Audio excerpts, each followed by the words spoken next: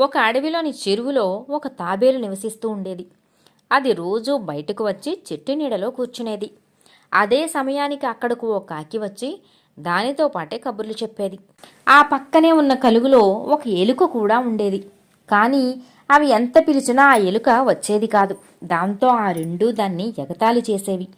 ఒకరోజు కాకి తాబేలుతో, నీ పని బాగుంది, నీళ్లలో తేలుతూ ఎంచక్కా చెరువంతా తిరిగొస్తావు, నాకా అదృష్టం లేదు అంది తాబేలుతో.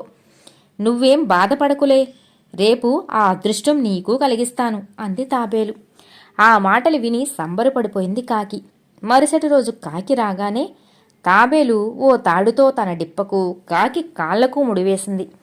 తర్వాత కాకితో ఇలా అంటుంది, మిత్రమా, ఇక నువ్వు నీళ్లలో పడిపోవు, నా డిప్ప మీద కూర్చో, చెరువంతా చూపించి తీసుకువస్తా అంది. చెప్పినట్లుగానే చెరువంతా చూపించింది తాబేలు. మళ్ళీ ఇలా అంది, ఈరోజు నువ్వు చెరువంతా చూసావు కదా, రేపు నువ్వు నన్ను గాలిలో తిప్పాలి అని అడిగింది. అదెలా సాధ్యం అంది కాకి. రేపు చెబుతాలే జవాబిచ్చింది తాబేలు.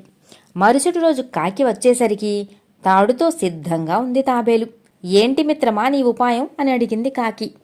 ఈ తాడు ఒకవైపు నీ మెడకు, రెండో వైపు నా మెడకు చుడతాను, నువ్వు పైకి ఎగరగానే నేను గాల్లో ఎగురుతాను అంది తాబేలు.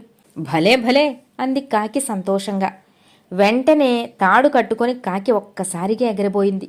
కానీ తాబేలు బరువుగా ఉండటంతో అది సాధ్యపడలేదు. పైగా తాడు దాని గొంతుకు బిగుసుకుపోయింది.